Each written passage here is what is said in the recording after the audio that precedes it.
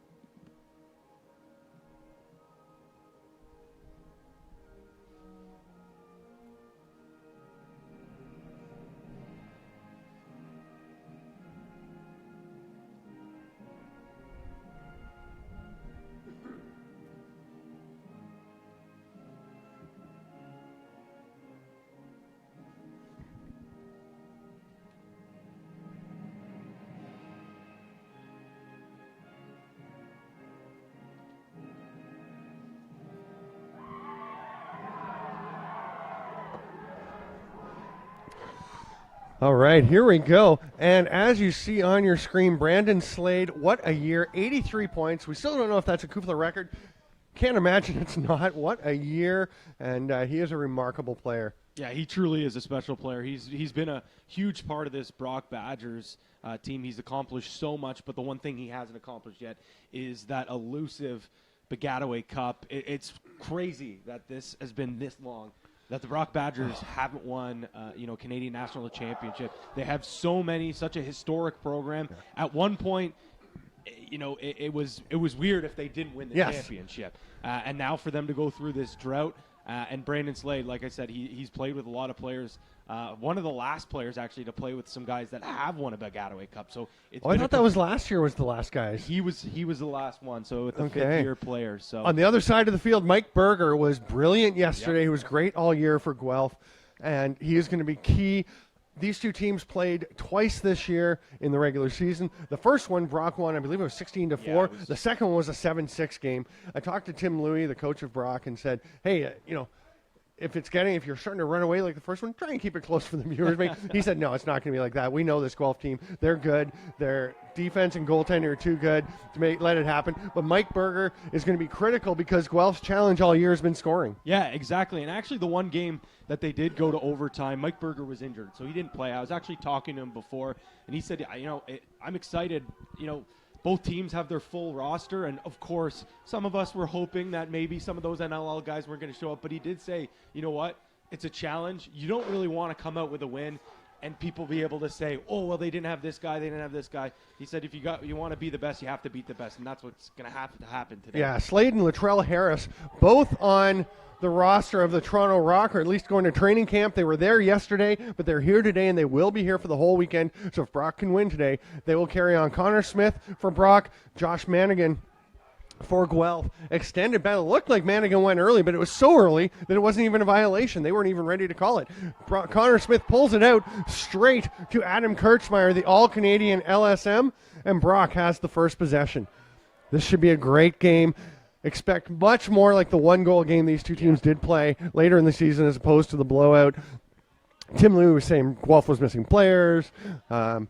Things just weren't happening. Now, he also said Brock wasn't burying their chances in the one-goal game, and he feels like they can do better than that. But we have seen Guelph twice be a third seed at the Baggataway Cup and win the championship, so they can do it, and they got a lot of confidence yesterday. They also have what a lot of people believe is the best goaltender in Canadian field lacrosse in Hayden Walsh, the freshman.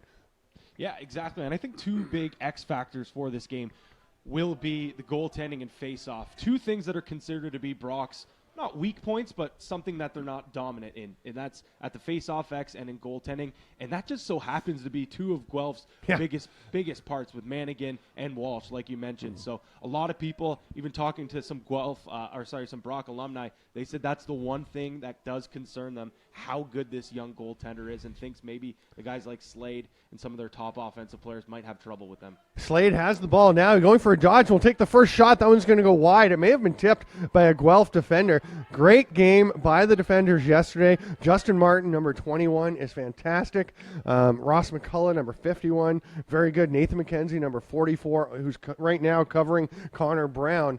Connor Brown came in as a freshman this year. He's played a lot of box lacrosse at a pretty high level. And Connor Brown has been ripping it up with 29 goals. There's a shot that goes wide. There will be a penalty. It was Alex Pace with that shot. Connor Brown actually missed some time as well throughout the season. He's actually a dual sport athlete, plays with the men's hockey team as well. A fantastic hockey player. Was a captain of the Saginaw Spirit in the OHL as well. So, but I mean, he's a fantastic player. Yeah. Actually slowed down his lacrosse development a little bit because he was playing so much hockey. But he has the first goal of the game today. Nothing slowing him down as he bounces one past Hayden Walsh to put Brock up 1-0. Great chance on the power play there, and it's just simply enough. Talk about that goal-scoring machine, Connor Brown. He's done it at so many different levels. One of the best, most dominant offensive junior B players, not just in recent history, but of all time with the Halton Hills Bulldogs. And right there, what he does, he just bull rushes behind the net and sneaks in and buries a beauty. He is going to be another big piece of this offense. It's great for Brock to see that he elected to play in the Canadian Championships instead of a regular season hockey game this weekend. Yeah, and which makes sense, but it still is a decision to make. Ball is still loose. Eventually, it's knocked down. It looked like Joshua Taguri was going to run away with it, but eventually Brock comes up with it, and they've got a chance again. There's a save by Walsh. It's underneath him. The shot there taken by Connor Ham. After Kirchmeier once again came up with the ball off the faceoff. He is everywhere. One-handed, too. Yeah. You talked yesterday about Pat McCrory for Trent, the former Western player who can play as well with a long pole as most people can with a short pole. Yeah. And Kirchmeier's the same. I mean, it's like he has the 40 to 42-inch stick in his hands. Speaking of which, we had a penalty yesterday on the Queens player, Chris Bouchy, and I found out after the game, actually this morning, his stick was too short by half an inch. So not a factor since Queens is out of the tournament, but boy, you usually think the stick's too long, if anything. And if it's too long, you just saw off an inch or so as you need to. But if it's too short, I was asking, what do you do to make that legal? You can put a dowel in the end with some tape. Here's a drive to the net.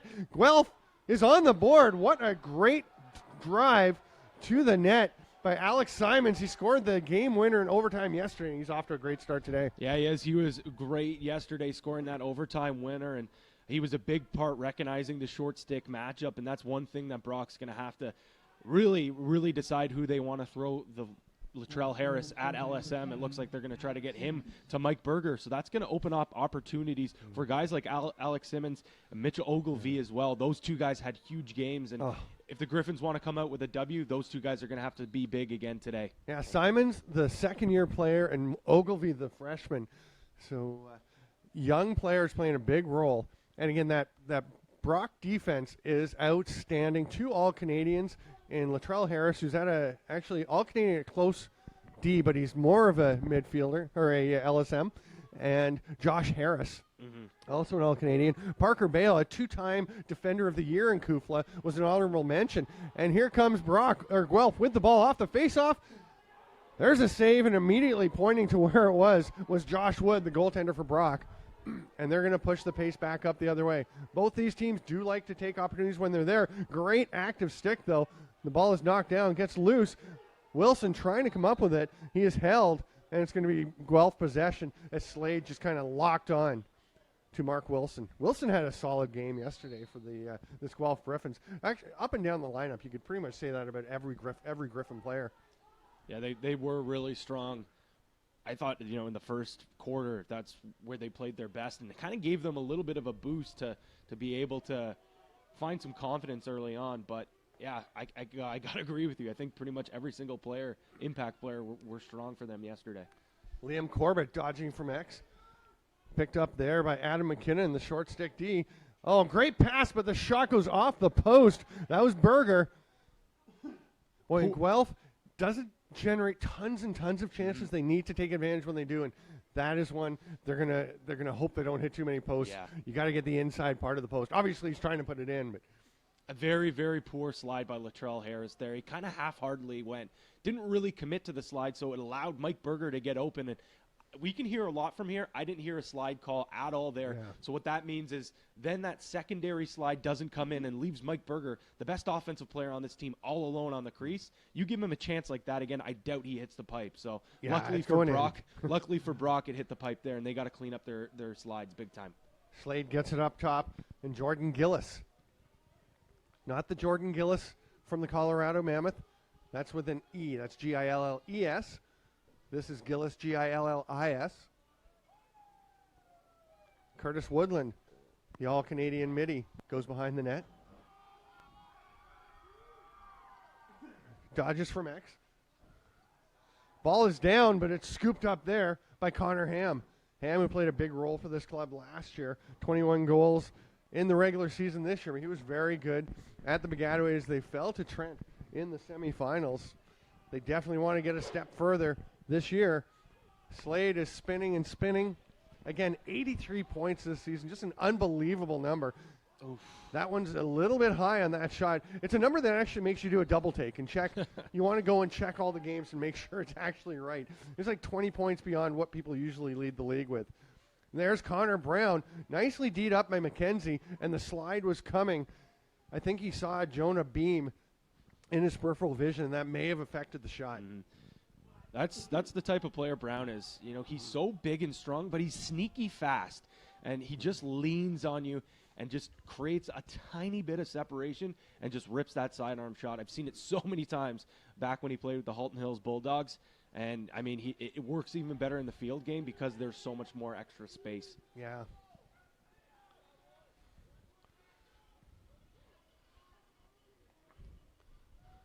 There's the pass to the cutter. Oh, what a save by Walsh.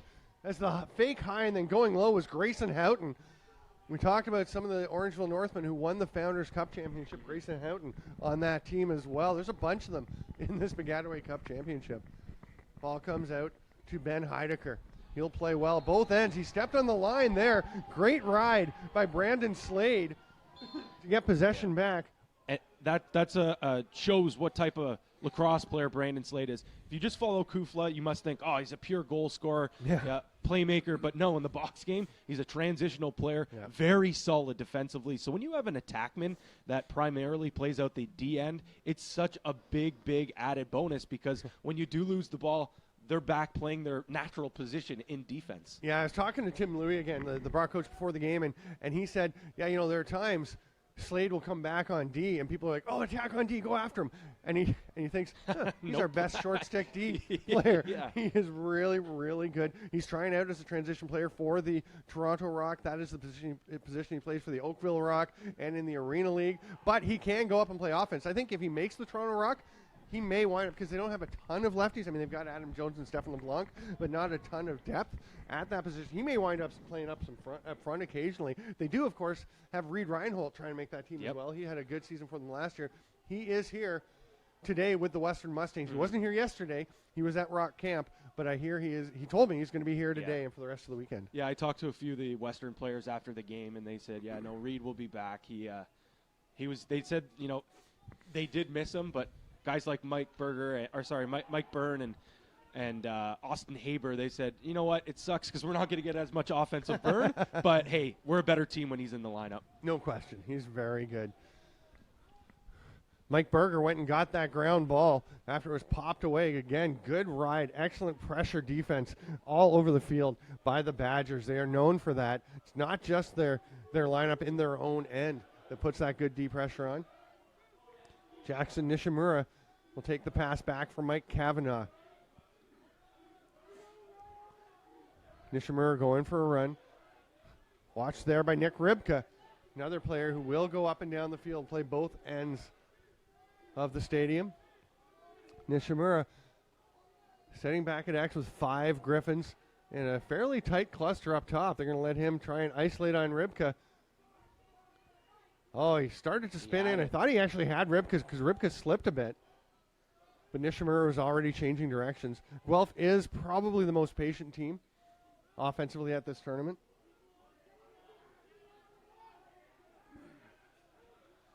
Now they're going to have a go at Adam McKinnon up top with the ball in Alex Simon's stick. He is knocked down, and it's scooped up there by Parker Bale. He can run the ball, gets it ahead to Josh Harris, to Latrell Harris, and there's Slade, and the finish by Connor Ham. That is the quick strike transition offense that Brock will kill you with. That is a absolute team play there. You have a defensive short stick midfielder in Adam McKinnon making a beautiful play, dominating Alex Simons to the ground. Loose ball picked up by Parker Bale, dishes that over to Harris, and then gets it to his attack. That is exactly what you said, the quick strike offense.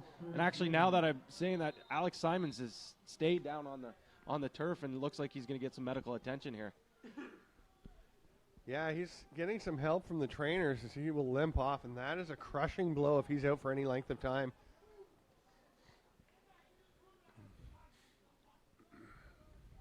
He seems to be walking. He's not favoring one leg or the other, walking reasonably well, so that's a positive, encouraging sign.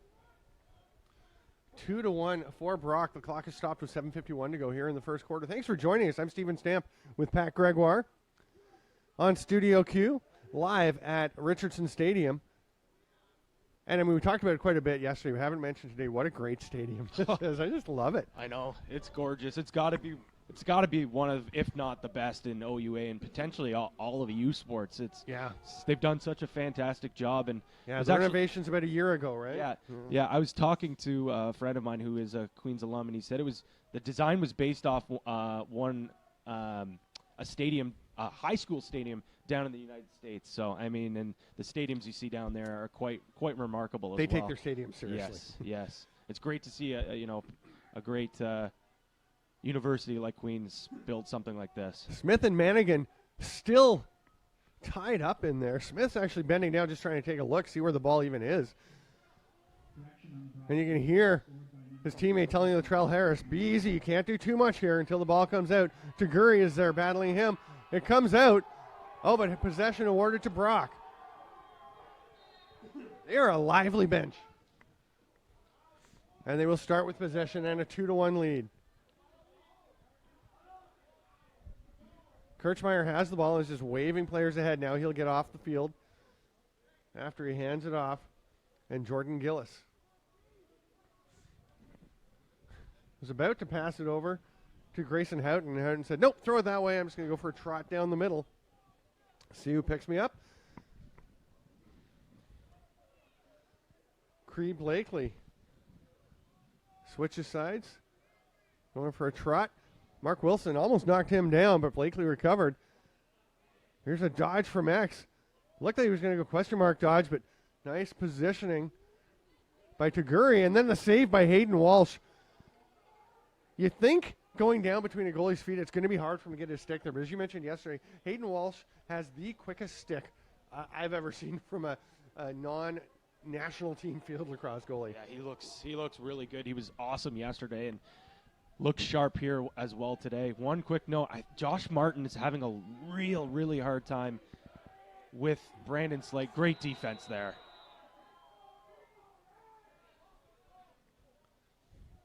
Yeah, everyone has a tough time with Brandon Slade, just staying with him. What I was going to say is they need to start thinking about sliding early to him. Slade burns Martin really quick there. No slide comes. He gets a shot off. Luckily for Guelph, they have Hayden Walsh back there who makes a big stop. But you can't rely on your goaltender to shut down an all-Canadian, one of the greatest Kufla players in history offensively. Just shots like that all the time. Yeah, one of just the second Brock player ever to hit 300 points in his Brock career, and the first, a pretty good little lacrosse player named Sean Williams. And Slade, I would bet dollars to donuts, will be joining Williams at some point in the Brock Sports Hall of Fame. Yeah, and I know Sean Williams is watching right now, so shout out to Willie. Yeah. I know he's excited to see. He was actually on hand last year because it was at St. Catharines. So many Brock alumni. It was really cool to see. And I know there are some alumni actually who made the trip, some guys from Ottawa, so it's nice and close for them. So, you know, that you talk about pride in schools and in programs. The Badgers, I mean, they take such pride in this lacrosse program, and they should. Yeah. They really were hoping last year was the year they'd end the slump or the drought, back at home playing it at Brock. So yeah, shout out to Sean Williams.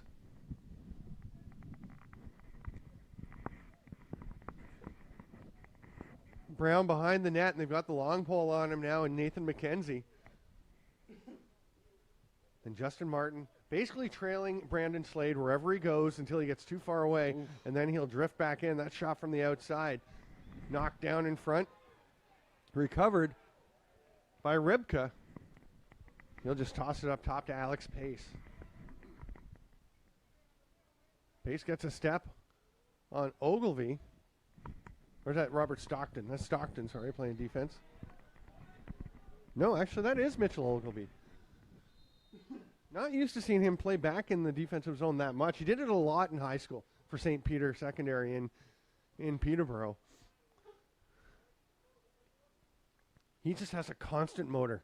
He will go and go and go. And there's a spinning shot. Hayden Walsh gets the stick on it but makes the save with the body. You mentioned that he rarely has to use his body because he's so good with the stick, but it's there when he needs it, and it backed him up that time. Like that take there. I like how Brock's really initiating from the midfield but then swinging it down east-west to their attackman. Brown with a nice shot there, but just didn't get all of it there. But I do like that shot. I like what Brock's doing offensively right now. See what Guelph can generate.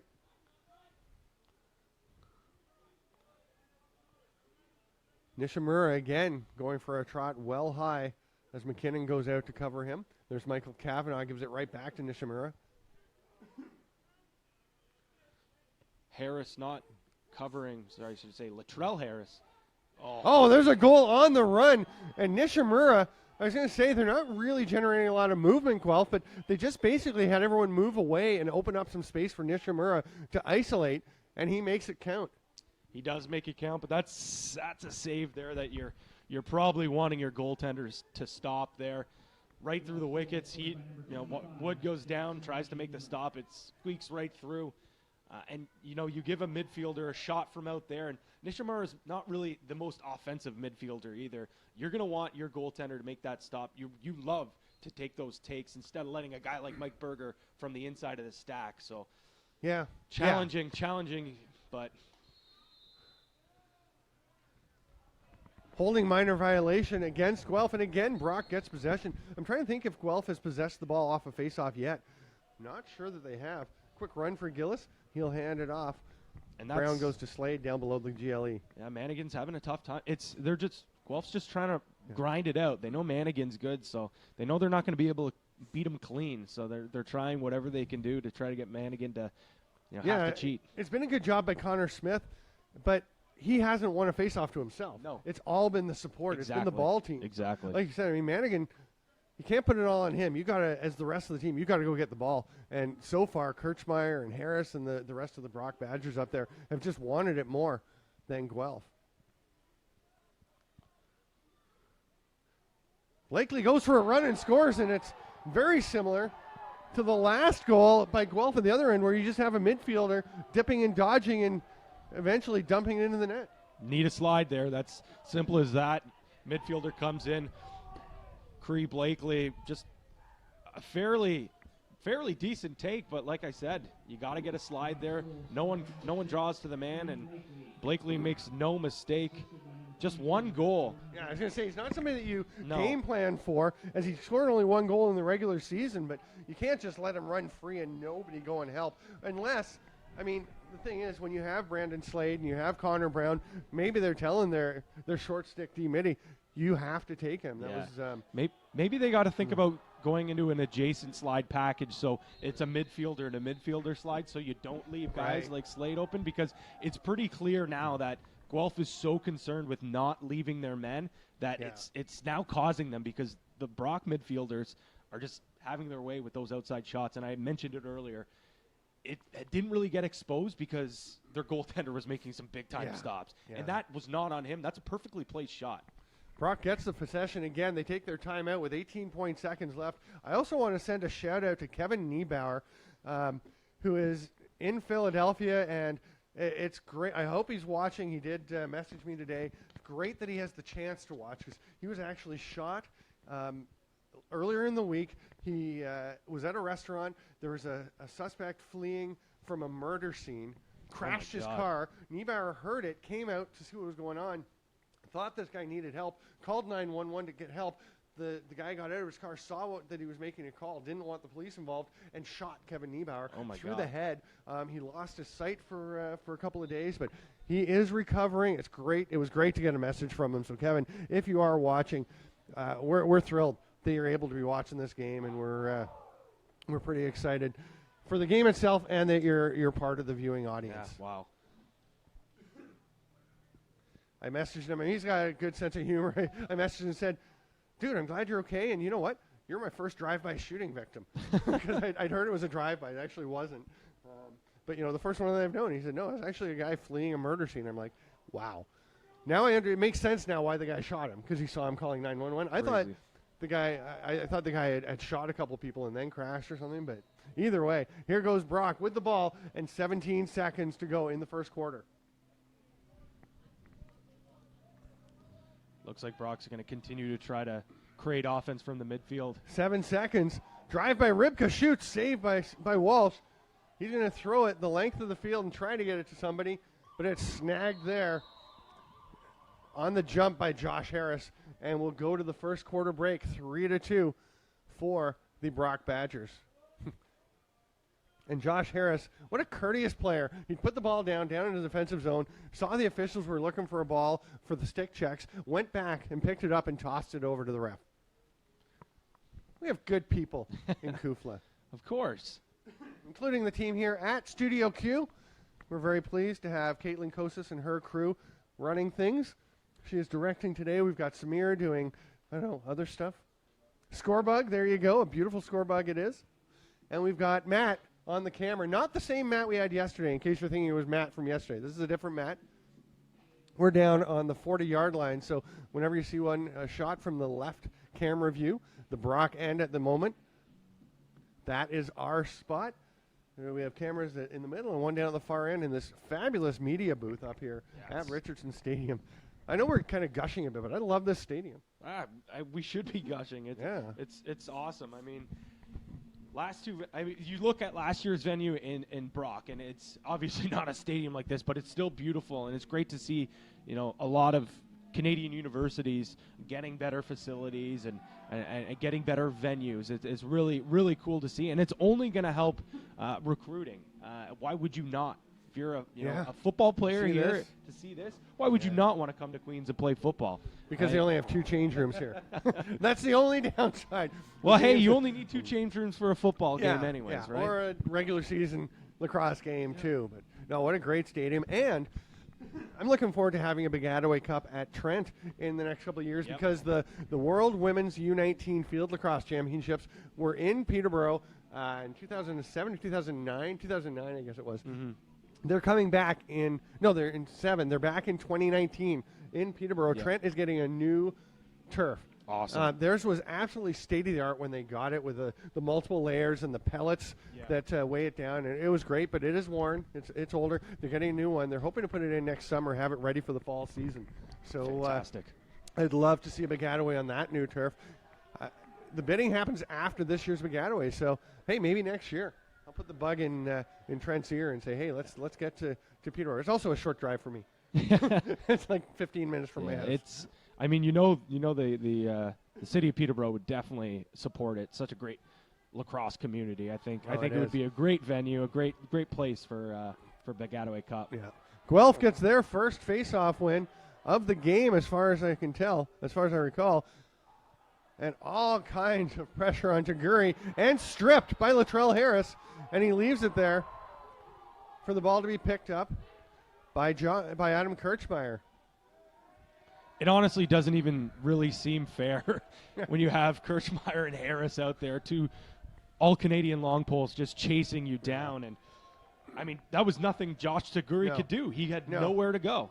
And he didn't really have much support, and that's the big thing I think Guelph has to do is support anyone who is going after the ball in the face-off a little better. And we have the Brandon chant coming up from some Badger alums in the stands.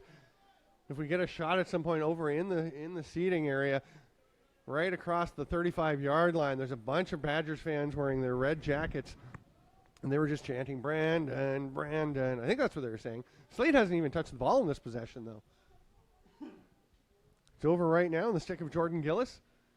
He's going to try the question mark dodge. Goes behind the back. Doesn't connect, but it will roll all the way across to Connor Ham. And Slade about to get his first touch of the possession.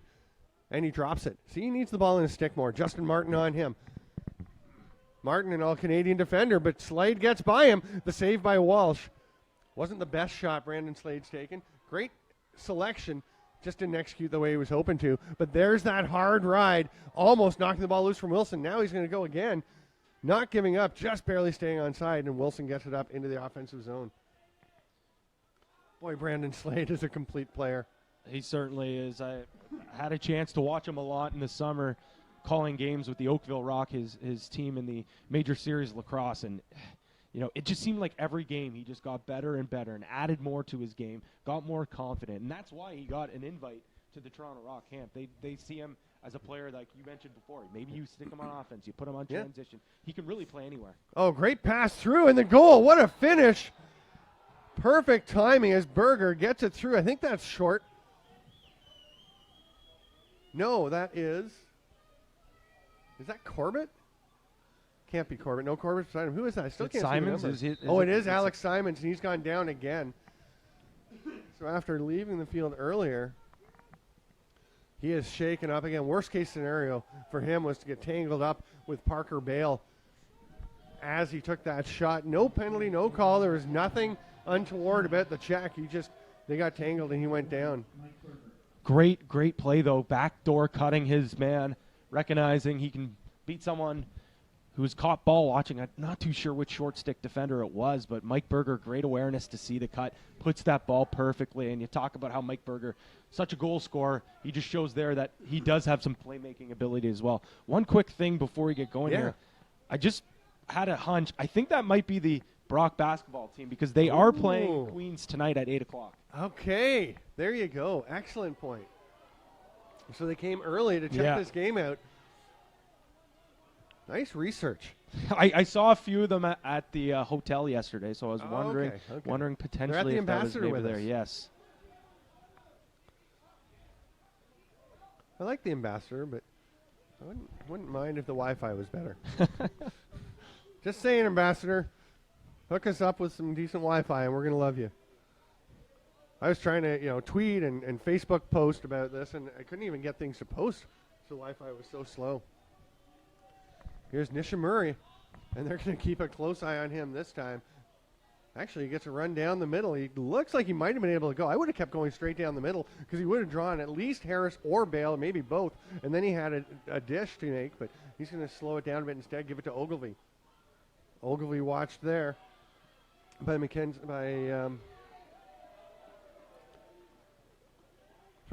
Mitchell. Yet another Orangeville Northman Junior B Founders Cup champion. They've actually won back-to-back titles. I have a story about that coming out in OLA magazine. Oh, very nice. Yeah, we'll have to get some. I was going to say we'll have to get some Kufla coverage in there, but it's not actually an OLA sanctioned league, so probably not going to happen. But a lot of these guys do play in the OLA, as all these guys we've talked about. Yeah, they either play there or played in the OLA at some point. Yeah. So this is a patient clear, and it works as they get it up to Josh Harris, who had leaked up into the offensive zone. He's going to stay for a bit. Now he's heading off to the bench. He actually took a one-step fake toward the middle, and now he's back in his own end. Slade taking his time. I'll tell you that Brock Badgers basketball team we're like 90% sure that's them now, right? I'm guessing it is. There's about 12 or 15 of them, perfect numbers. Big pick by Brandon Slade again, complete player, and that got the biggest cheer of the game so far from the Brock crew. Slade tries to fight through, and Nathan McKenzie's going to take a penalty. He doesn't like it.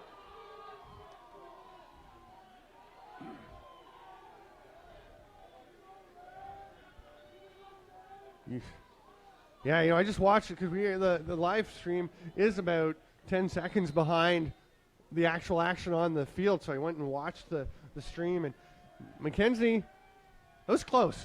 Oh, what a play by Jonah Beam to knock that one down, and then to flatten Connor Brown. Long pass, basically Nice just icing the ball. Nice pickup. Yeah, Harris grabs it, runs over center. And Harris goes to the middle of the slot. And he's going to stay there looking for the ball. Now he'll head back in the D zone.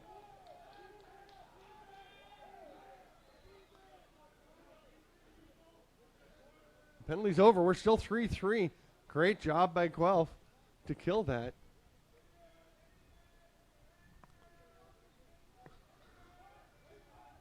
Now Tyrus Rahanic behind the net. Fakes the shot, fakes again. Still hanging on to it, much to the delight of the basketball team. Then to Brown off the post. And what a play by Hayden Walsh. We talked about how alert he is, and he just dove back, knowing that the ball was getting out quickly. He didn't have to run. He was down low. He just dove back to be the closest man to the line and get possession. Yeah, he's so smart with that. He conserves his energy usually when the play goes out. If he sees one of his men, but if no one's behind there and there's a chance for his team to get the ball, he sprints there as fast as he can. We actually saw once, maybe even twice, where the ball hadn't even passed GLE. He knew it was wide and just left his crease. Yeah, started running. And there was the one where we pointed out the ball, he almost beat the ball past the net. Yeah. It was definitely back there when it got out of bounds. Yeah. And that gained possession for Guelph in a game that wound up going to double overtime. Berger will throw it down to Short. Haven't seen a lot of Short today. He was definitely heavily involved yesterday, all season for them. Ogilvy brings it across to the near side to Nishimura. He's got a very tough matchup in Josh Harris, a big, strong defender that's not afraid to let you know he's there with a couple of hacks and whacks. Yeah, they play a physical game, this Brock club. Oh, what a pass and a finish by Michael Kavanaugh. Mitch Ogilvy, the freshman, gets it through to the veteran Kavanaugh. It's the Peterborough connection. A pair of Borough boys put Guelph in the lead for the first time. I was just going to say that. What a unbelievable pass. Recognizing, sold the shot perfectly and just creeping around as Michael Kavanaugh catches that ball. And, I mean, absolutely zero chance for Josh Wood to make that save. He's naked unbelievably on the crease. Yeah. He's not going to make that mistake. But what a pass. And Kavanaugh's been fairly quiet yesterday and today. Had a couple big moments, but we saw how important he can be to them last year when he had a great Baggataway Cup, and he picked a perfect moment to pop free. And I thought the fake shot was so impressive or so convincing that I was about to say the shot by Mitch Ogilvy. Great pickup there by McCullough, but then he throws the ball away. It's basically tossed up a 50-50 ball, and Parker Bale gets it. Speaking of Orangeville Northman Founders Cup champions, he joined the team partway through the season. And he did that many a time, took the ball and ran up, and now he'll go and set up in the slot. You want to talk about complete players. Parker Bale's one of them, too. When he played with the Newmarket Saints, he'd kill penalties, he'd take face-offs, and he even ran the top of the power play, all while being their shutdown defender. And he grows a pretty good beard. he had a nice little, some nice facial hair going in the Founders Cup. I saw him this morning as I was walking down by the field level, and I said, hey, and I was like, oh my goodness, Parker. I did not even recognize you without the facial hair. Oh, what a pass in front. They're going to go back behind the net, though. Oh, they tried to hit the cutter. They couldn't quite connect with Houghton. Big battle at midfield, scooped up by Cree Blakely. And the off-field official is coming out to have a chat. I think we're going to have an offside call.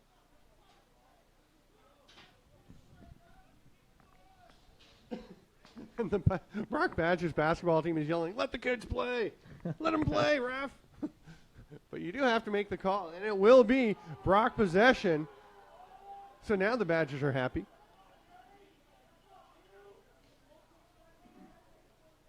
Sam Kozakinski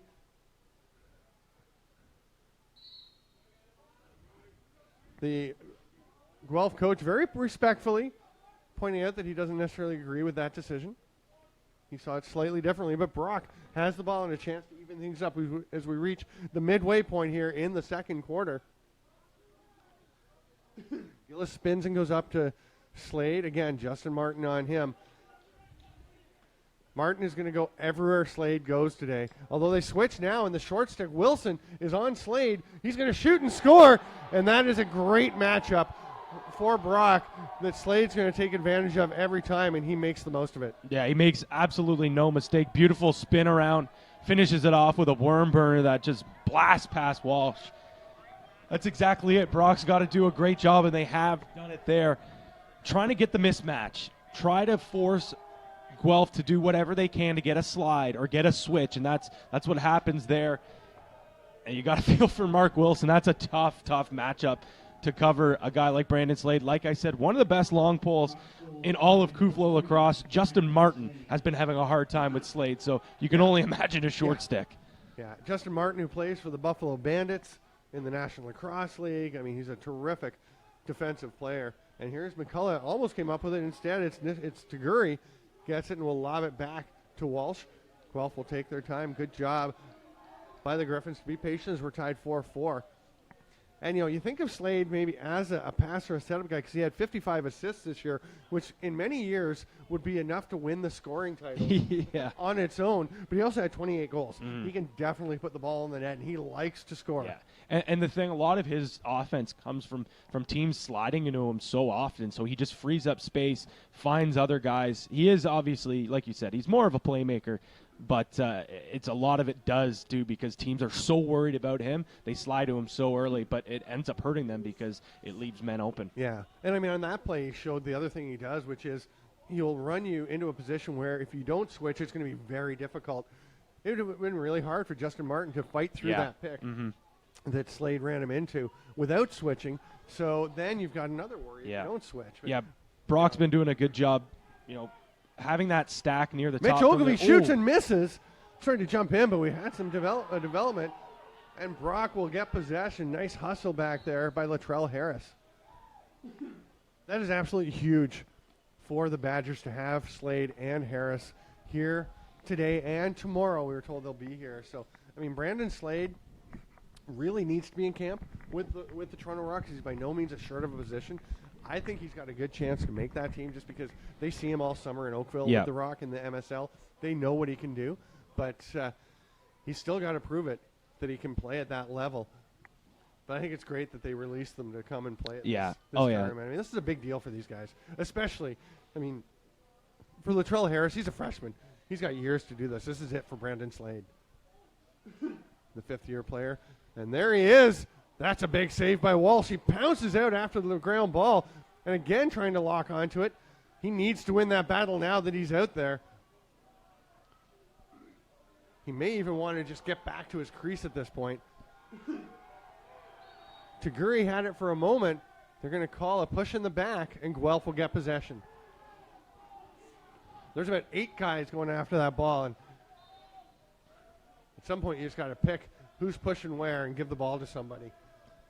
I mean, you can say so much about Hayden Walsh, but what a goaltender. What a player he is. He's not just a good goaltender. He's a player. He provides so much. Battling for a loose ball there. Obviously a little bit risky there, no doubt, but the guy's a competitor. He really wants to win, and you just see it with the things he does away from his crease, including that beautiful pass right there. That's a lovely one up ahead to Nathan McKenzie, who's going to head back over the center line and let his midfielder on the far side of the field get over center. That's Alex Simons taking it. He is back on the field.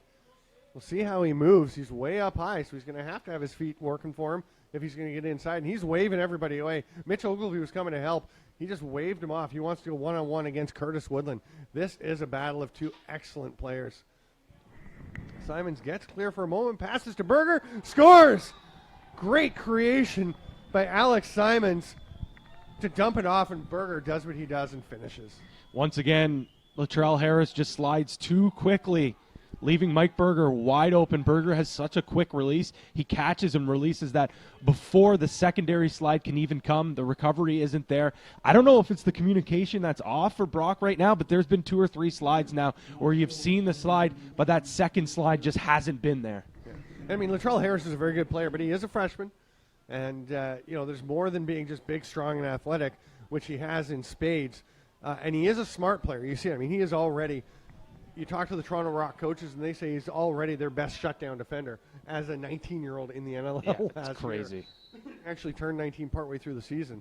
So I mean, he's a young player, but he is very smart. But you've got to work on the communication and the slide packages, get used to them. And had a few instances today that Guelph's been able to take advantage of. And really, if you're going to pick on somebody, do you try and pick on Parker Bale, the 2-time Defender of the Year? Do you pick on Josh Harris, who's been not a Defender of the Year, been All-Canadian a couple times? Yeah. And even or Adam Kirchmeier? Yeah, and even Connor McGee. I mean, he's not an All-Canadian, but he's still a very strong player, a senior for this team. He's probably started, I think, since his second year. So the defense, I mean, it's so strong. Everyone talks about Slade and the high-flying offense, but really, the real true heart and soul of this Brock Badgers team is their defense. Yeah, absolutely. Brock way up at the top. Blakely takes it on the hidden ball trick. They are pointing to him. He'll rip it, another one for Blakely. He was covered there by Ben Heidecker, who is a terrific defensive midfielder, but Blakely just creates a chance and doubles his regular season output in the first half of this game. Wow. I mean, we talked about it yesterday, how sometimes when teams decide to key in on some of those superstars, it allows other players, secondary players, to really come out and shine. And what a coming out party this is for Cree Blakely. Like you said, doubling his season output from this season. Just 1 goal for the St. Catharines native. So great to see him come in a big game. And let's be honest here. Those 2 goals are goal scorers' goals. Oh, they were beauties. He created space for himself on both of them with his adept dodging. Guelph comes up with the ball off the faceoff. Mannigan doing a nice job and then gets it over to short. It's Berger now, gives it to Ogilvie. He'll lob it down to Michael Kavanagh. Back up to Ogilvie, who's watched there by Mackenzie Mitchell. Drive to the net. Speaking of creating chances yourself, Alex Simons makes an opening but misses the shot. They will retain possession. Simons seems to be moving pretty well based on his last setup and then that drive to the net. We've seen him dodge from that side alley quite a few times. Here we go. Short hits Kavanagh. I thought he was going to shoot on the spin there, but Harris all over him. He does shoot and scores. Michael Kavanagh. He is fired up about putting the Gryphons back ahead with 2 minutes to go in the half. Not too sure if Wood knew that shot was coming. It's a pretty elusive take from Kavanagh. Harris was pretty much had him tied up perfectly. He just creates a little bit of separation and throws it on net, and it honestly looked like Wood wasn't anticipating that shot coming. The old Curtis Dixon step back.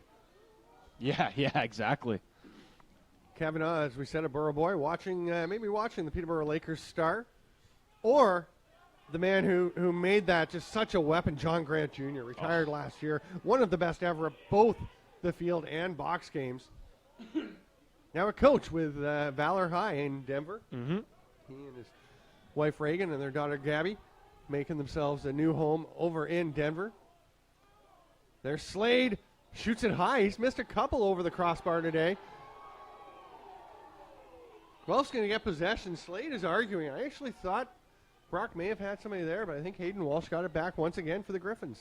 I mean, it wouldn't surprise me. He's done it in a game and a half consistently, and Guelph's going to take a timeout here. Yeah, smart one. They had another one here in the half. So it's 58.6 seconds to play. Guelph leading 6-5. This is as good a game as we thought it would be, maybe even better. Yep. We figured it would be close, and it is. What a game. Yeah, it's been a fantastic game. We've seen the defenses both take over. We've seen the offense with a lot. Once again, I talked about it last game. or sorry, not the last game, the first game about how Guelph, their midfielders, were gonna, come out and have to, play a big role. I didn't anticipate their offense from midfield, being so strong. I know Mike Berger was gonna jump up into the midfield position. He's kind of played both attack and midi, but it has created a completely different dynamic for this Guelph team. And I mean, we talk about Slade so much and how great the offense is, but there's other players coming out to play. Connor Ham scoring a big goal in that first quarter as well. And how do we not talk about the coming out party for Cree Blakely? 2 goals, 2 gorgeous goals as well. Yeah, the young Cree Blakely. And just have to point out, first a shout out to Josh Briscoe watching the game, and he's always very helpful with information and reminding us of things, especially when I forget to mention his Oakville Titans, where Brandon Slade has played plenty and really been a standout in the Ontario Senior B League. So thanks to Josh for that reminder. He keeps me on my toes. Slade plays well. I mean, he played for the St. Catharines Shockwave in the Arena Lacrosse League, and I mean, just a dominant player for them. He's one of those guys, in this, he's not a quiet player by any stretch of the imagination. He's central to everything, but he will just go out and do his job defensively in box lacrosse and then get the ball up the floor. He'll stay sometimes he won't. But he does, like we've talked about here, everything all over the field. Yep. And when you have an attack man who rides the way he does, who scores 83 points, the vision, the toughness, I mean, he is remarkable. Guelph starting things back up again. Berger watched there by Latrell Harris. 43 seconds left. Guelph not pushing things towards the net yet. Simon's going for a trot. Has Adam McKinnon on him. Pretty quiet with 4 Guelph players standing in the slot area, all bunched fairly close. Just waiting. They're down to 20 seconds. It's been a battle between these two guys all game long. Now something happens as they get closer to the end of the half. There's the pass off. Berger. He's picked up by Latrell Harris. Down to 1 second. He spins and shoots. And not sure what Guelph's plan was, but it did not come to fruition. They didn't get a shot on net. They'll check Michael Berger's stick along with a Brock stick, and we have 10 minutes halftime. Your thoughts on the first half? It was great. I mean, a 6-5 game. Last time these two teams played, it was almost this score in a full game. So the offense clearly coming out to play. Hayden Walsh has been electric in between the pipes. If it wasn't for him, I do truly think that the Badgers would be leading this game right now.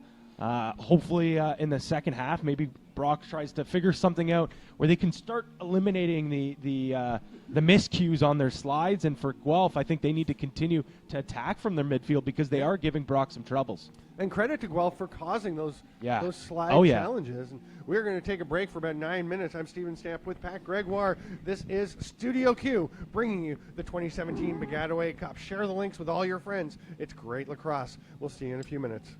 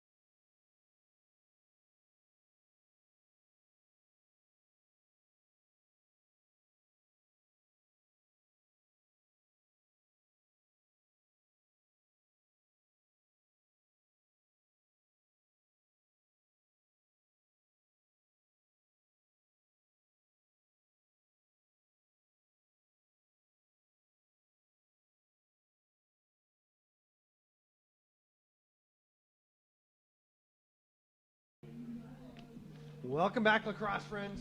We are ready for a thrilling second half of this Baggataway Cup semifinal here at Richardson Stadium in Kingston, Ontario. I'm Stephen Stamp with Pat Gregoire. We are live to you on Studio Q, and it should be a good one. And Tim Louie, the first-year head coach of the Badgers, he played for the team for 5 years, he was a defensive coordinator the last 3 years. He was getting his club fired up. Oh, yeah. They are pumped and ready to go. They need it because they're trailing this game after going 12-0 this season. An absolutely dominant performance. And the augur that they hope that is that the last time they went undefeated in the regular season, they won the Baggataway Cup. Yep. 2009, I believe, wasn't it? I believe it was 2009, yes. 2009, yeah, last time they won. Knocked off McMaster. That was back when McMaster was one of the powerhouses as well. They had a little stretch there where they were one of the top teams. Absolutely. Now rebuilding, but one thing that hasn't changed is these two teams here today on the field. Since pretty much the start of the Kufla, they've been both dominant teams. And that's a goal. What a start. Curtis Woodland, 28 goals in the regular season, showing his skill set. So quick and shifty, just beats his man cleanly, gets that shot off and uses the bounce shot. Clearly, these Badgers have said something at halftime and probably even in the first quarter, because we've noticed that now they've been taking a bunch of bounce shots down low, because there is next to no chance of beating Walsh when you're shooting up high. Oh, he's so quick with that stick. And we've seen so much lone midi play. Yeah. I mean, Cree Blakely with the pair of goals for Brock, where he just created it all himself, and now Woodland goes in and does the same thing. So obviously they're thinking it's a way to avoid letting the defenders get too involved with helping each other. And it's 6-6, just a minute into the second half.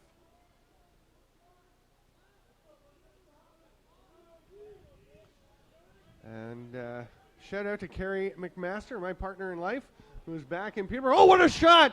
Bad timing for that one is Alex Simons. I thought he was just kind of trotting around on the field. He goes to the net and bounces it through the legs of Wood.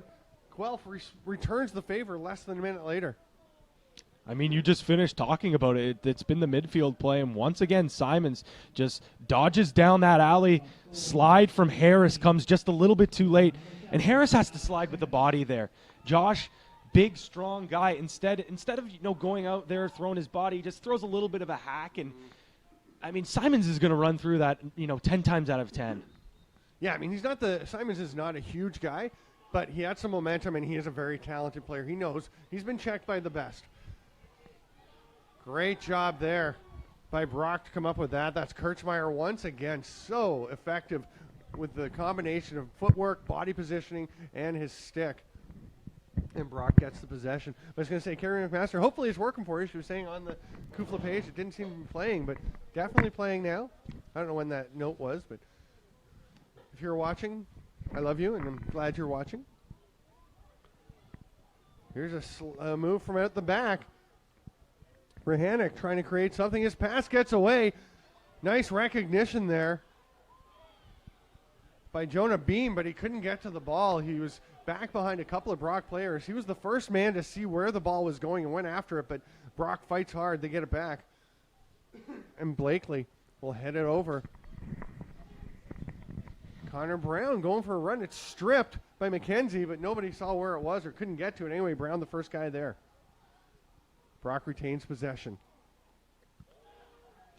Rahanic trying to get it over. Nice play. Yeah, Grayson Houghton just kicks it along so that it could be picked up by Connor Brown.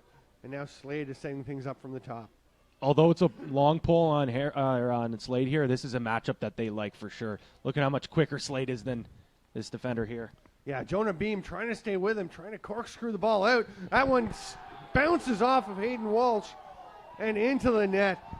Brendan Slade. You talked about being almost unfair with the lineup of long poles that Brock has. It's almost unfair when Brandon Slade has the ball and only one man on him. Yeah, no doubt. I mean, Slade, watching on the replay here, just quickly beats his man and takes that shot and just trickles on through with Hayden Walsh. Slade, I mean, that spin around move is so deadly, and how do you defend that? You honestly can't defend that. As a long pole, there's nothing more frustrating when you play perfect defense and just a man pulls off a spin like that and finishes it off with a beautiful shot as well. Win by Manigan to get the ball back for Guelph. It's been going back and forth here in the second half. Goals seem to take a while to develop in the first half. It wound up being 6-5, not a bad score, but we've had 3 goals already in the first 5 minutes of this third quarter, and it's just guys creating on their own. All 3 of them were just players creating their own chances. For those of you wondering, Pat's talking about the replay. We don't actually have replays today. Studio Q has a lot going on. Oh, my goodness. Alex Simons is never just running around the field. He's always driving towards the net, and he gets one back for Guelph. Puts them back ahead. What an unbelievable weekend Simon is having, and just once again giving these short stick midfielders such a difficult time. He just dodges down the alley and a beautiful spin around, and that one just goes off the pipe and trickles on in. We're going to have to find out how we can talk to the PA guy and let them know that it's Simons. He has given him the Alex Simmons treatment.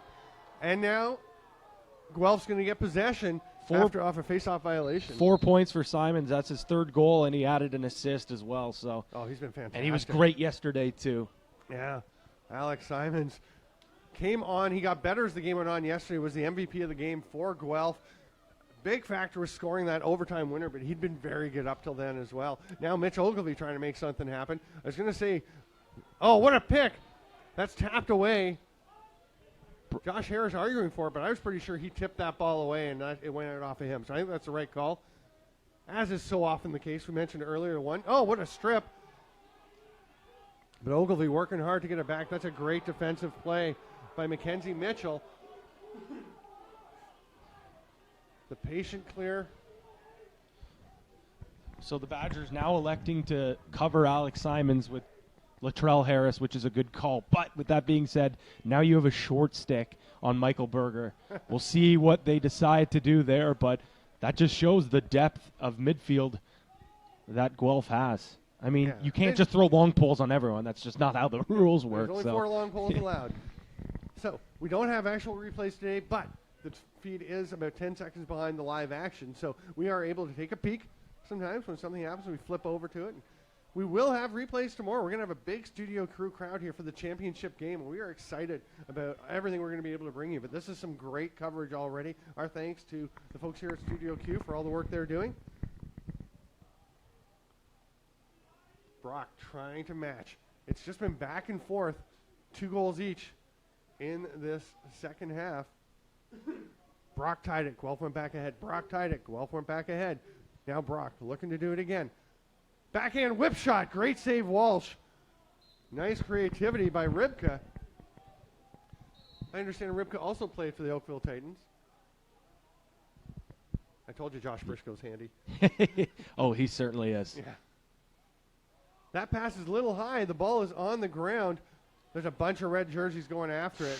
That probably was a pretty solid chop. Oh, a huge hit there. What a play by Simons on the right to knock the ball loose. He's going to go to the bench, but Guelph creates a chance. They've got a man on the near side. Oh, that's too high for Ogilvie. Michael Cavanaugh cannot believe he threw that ball 3 feet over Ogilvie's head.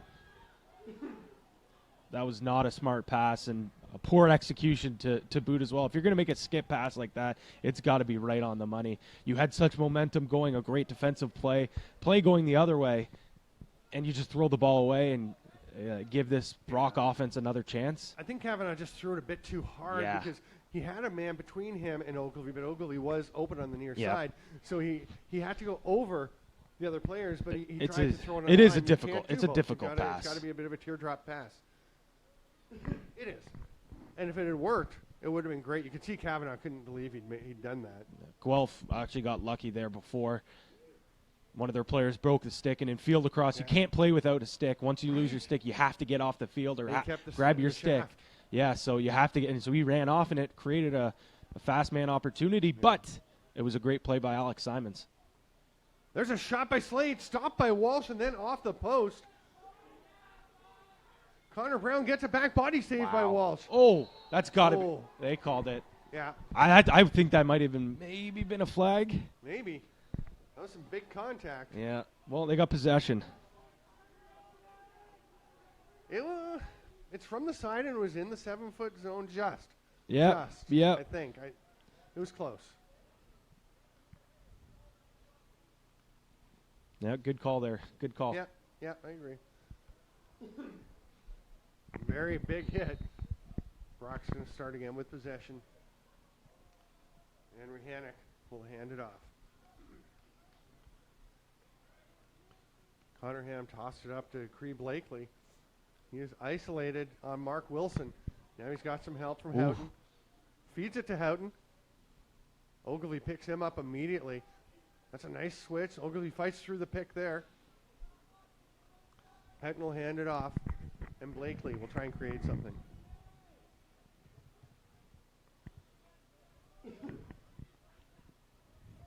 Makes you wonder, because Cree Blakely, with the ball, has been so involved in this Brock offense. You wonder how he only had a goal and 6 assists in the regular season. He must have increased his role as the year went on. Then again, if he's going to throw passes like that, that might be why he didn't always play. It did wind up with Connor Brown, but that was a bit of a wild one. He's watched by McKenzie. There you go. Oh, McKenzie lost position, but was able. He takes a hold. I thought he'd gotten away with it. The shot by Slade. What a foot save. Hayden Walsh. Are you kidding me? And McKenzie doesn't like that one again. He was called earlier for a hold. And he's basically just, the other one was just a possession call. This one is an actual penalty. But McKenzie is letting guys get by him and then hooking them up with the stick. And you're going to get called for that. Yeah. He's so good with his stick. It's just sometimes he gets it caught up and pulls the man. We saw him do that to Slade earlier. It's just too much. Oh, crossbar. Rocking the net was Curtis Woodland.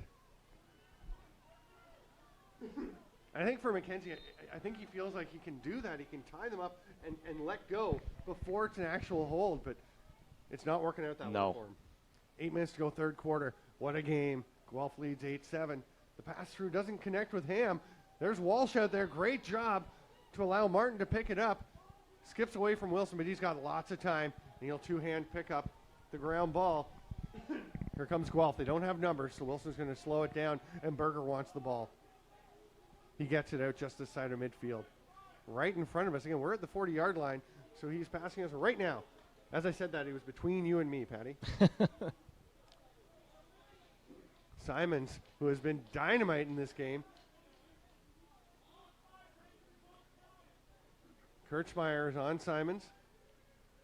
And again, now it's actually Brandon Slade covering Mike Berger. So that's interesting.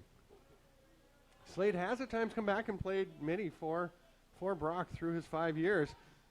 And the shot by Berger wasn't a bad one, but Wood made the pretty simple save. High to high is real tough to make a shot there. You really got to pick your corners there. I know Berger's probably not super thrilled with the shot selection, or the execution, I should say. Yeah, the execution, because it was right in the middle of the net. Yeah. It almost went straight into Wood's stick. He barely had to move it. Not to take anything away from Josh Wood. He made the save. Yep, the save's a save.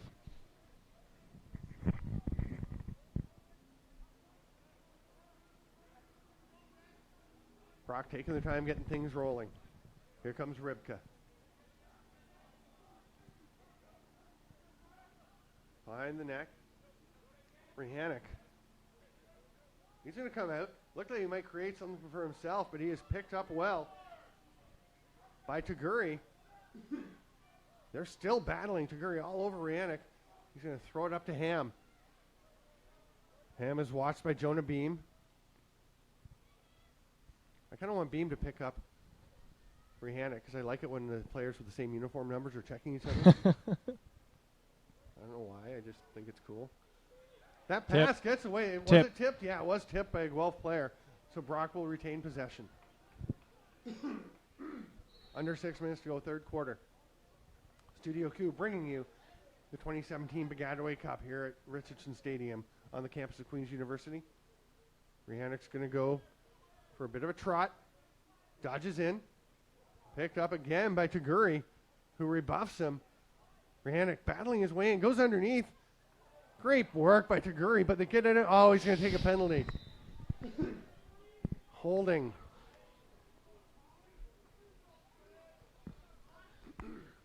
Once again, just a little bit of a hold there. Great play, but just hangs on just a little too long. And it's actually when Rehanic dodges back, tries to roll back, is where the hold happens. So, yeah. So an advantage here, man up for the Badgers. Can they tie it up again? Boy, we started with a flurry of goals. 4 in the first 6 minutes of this quarter. Nothing since then. It's been 9 minutes since anybody was able to score. And that miss by Ham keeps that streak intact. I thought the flurry of goals was a little uncharacteristic of these teams because they are so good defensively. Mm-hmm. But now the lack of offense is getting a bit surprising. Slade tries to make the pass through. It's knocked down by Martin. Ball is loose. Slade goes after it. Almost stepped in the crease, but stayed out. Guelph gets it. Great job by Heidecker. Has his face mask knocked up.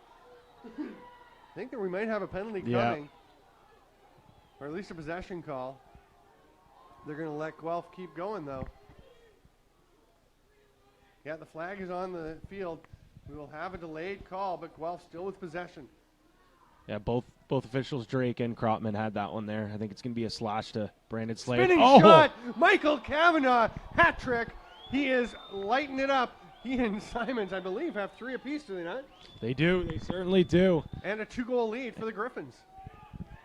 And it's another spin-around shot, this time from Kavanaugh. Great defense by Connor McGee. He just pushes out and just a little bit of separation, and it's these spin-around shots that are giving Wood a little bit of trouble. And Brock, as we said, hoping that their perfect season was portended another, that it was shades of 2009 when they went perfect and then won the Baggataway. It's been shades of 2013 and 2014 when the Gryphons were 3rd seeds and won the Baggataway Cup. And they get the ball again to Gurry. What a game this kid is having. There's some pressure on Luke Stockton, so he tosses it back. Sorry, that was Jonah Beam. Got it back to Walsh. He hits the man coming off the bench. Simons will give it off to Ogilvy. We're into the final 3 minutes of the third quarter. 9-7 Gryphons. What a game this is. No surprise with these 2 longtime rivals playing. 4 o'clock, we'll have live coverage of Western McGill. Speaking of longtime rivals, only get to play at the Baggataway because there's no crossover in the regular season. That pass is knocked away. Actually, it's dropped.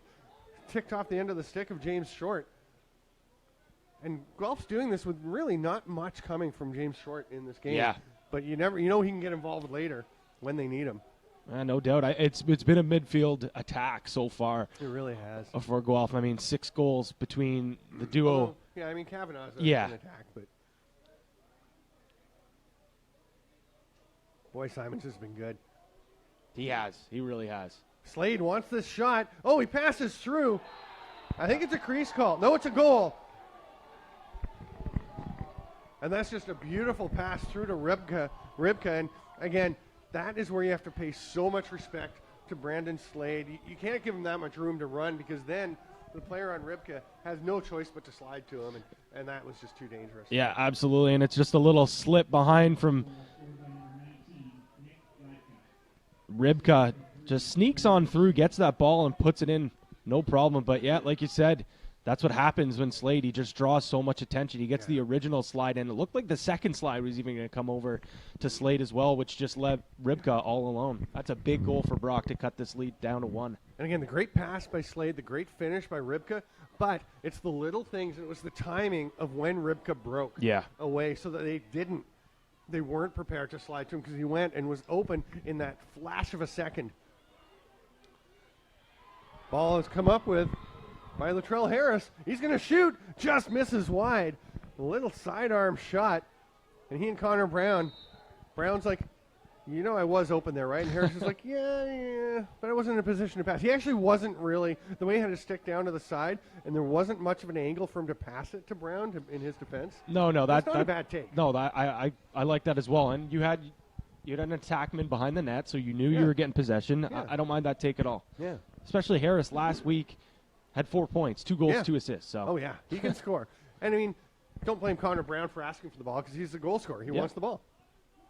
As we said, Brown with 29 goals, just 4 assists this year.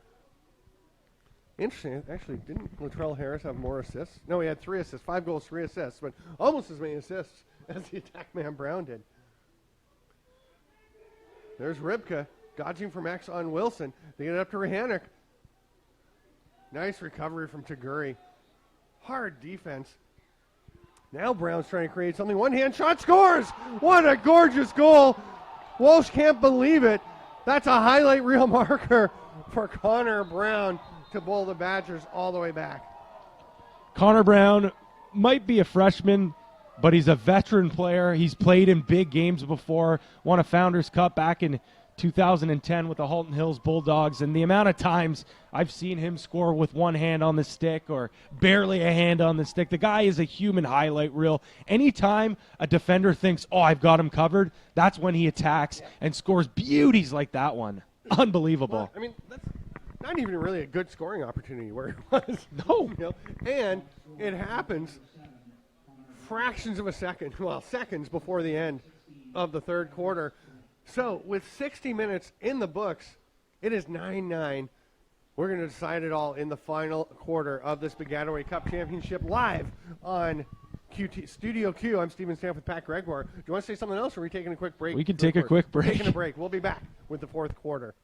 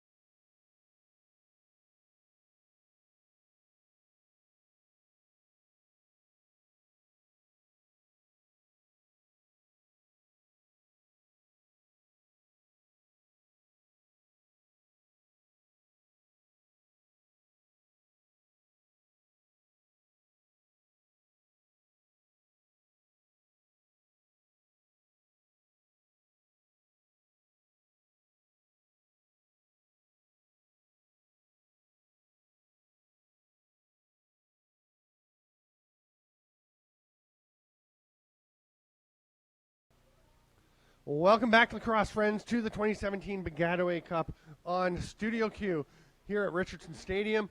9 for the Guelph Gryphons, 9 for the Brock Badgers. Guelph's going to start with possession. And we are underway. I'm Stephen Stamp with Pat Gregoire, pleased to be bringing you this fantastic lacrosse game. Mitch Ogilvie heading down to GLE. He's got Mackenzie Mitchell on him.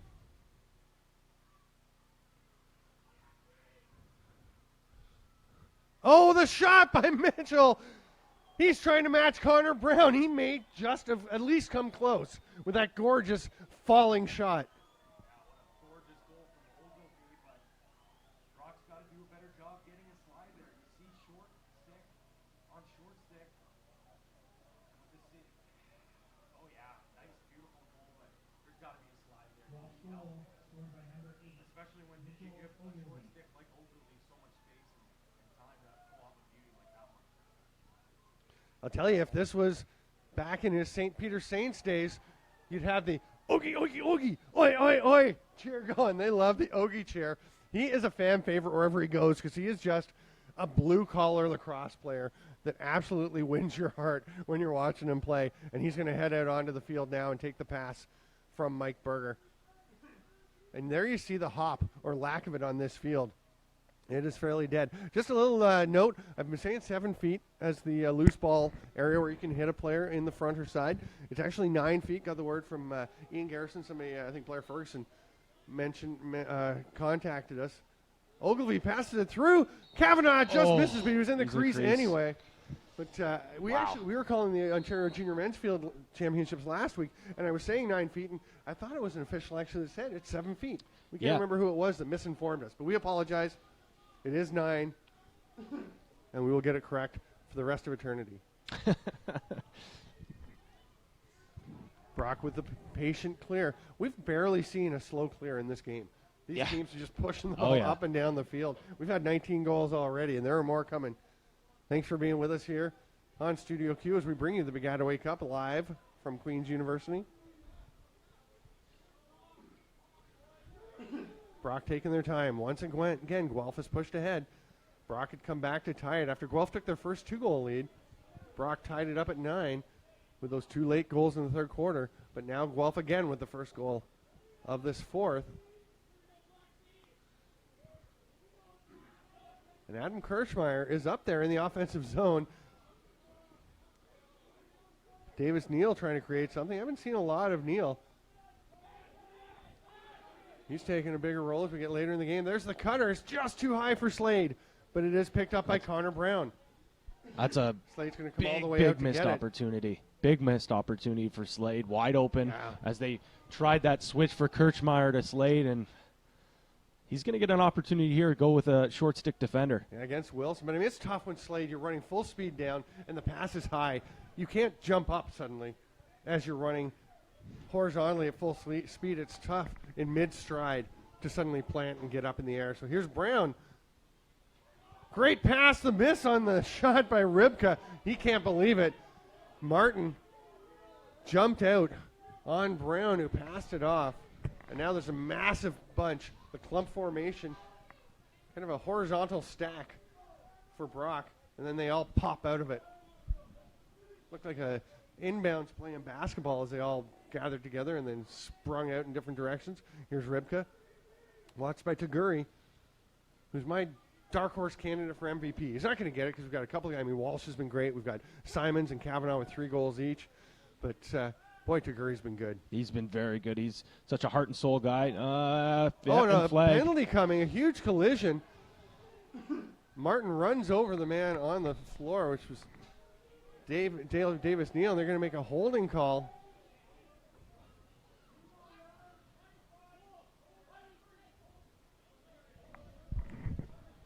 It's going to be Mark Wilson heading off there.